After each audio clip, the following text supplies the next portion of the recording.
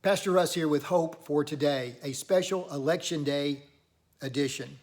Tomorrow obviously is a very important day in the life of our country as we'll be electing political officials that will govern our nation for the next several years. It grieves me to see what is happening in our country, to see the unrest, to see the division.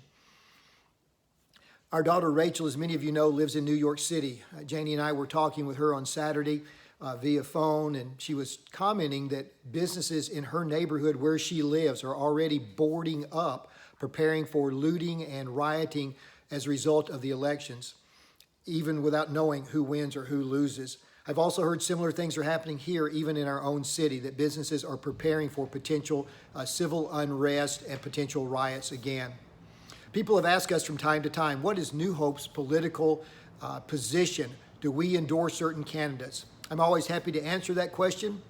And the answer is New Hope at New Hope Community Church, we are non-political. We do not endorse candidates, positions, those types of things. We simply do not do that. And reason for that, we simply look to our leader, Jesus Christ. Jesus grew up and lived in one of the most oppressive governments the world has ever known, the Roman Empire. It was pretty simple. It was the Roman Empire way or it was death. Either one. That was your choice. And people were, if you bucked the Roman Empire, you were simply executed type of a thing.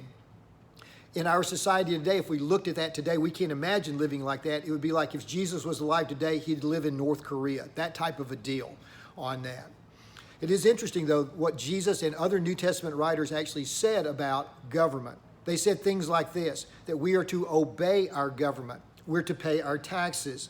We're to pray for our leaders, for those who are in authority over us. And by the way, it doesn't say whether they're Republican or Democrat. It doesn't make that qualifications. We're to pray for those who are in leadership over us. I want to encourage you tomorrow on Election Day to vote. Vote your conscience. Vote your conscience. I encourage you to do that. It's kind of like the old saying, if you don't vote, you have no reason or no right to complain later on. So encourage you to vote your conscience on that. Janie and I have already voted. We voted on Saturday. But here's the one thing I want you to get from Hope for Today. My hope is not in the President of the United States or Congress, regardless of who wins. My hope is not in a political leader. Here's what I know. I know this, that laws can force compliance. They can force us to do certain things, but laws can never change a person's heart, which is where real change comes from. Only Jesus Christ can do that. If you and I want to see changes in our country related to poverty, racism, corruption, healthcare reform, if you want to see those things impacted, if you want to see those things change, I want you just to understand and realize this, that lasting change as far as how we treat other people, lasting change only comes as we enter into a relationship with Jesus Christ. A life-changing relationship with him is what produces lasting change in our country for the good of all people, of all people. That's why you and I here at New Hope are in the most important business, if you would, that the world knows, and that is helping people understand the life-changing difference Jesus Christ can make in their everyday life, not only now for here and now, but also for eternity.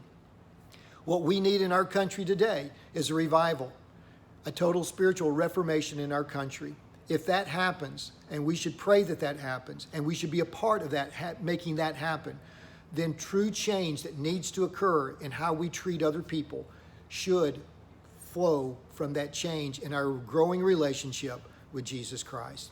So again, I want to encourage you, make sure you vote tomorrow. If you want to know who I voted for, I'll tell you. I voted for Jesus, and I'm going to continue to vote for him each and every day. I hope you will too.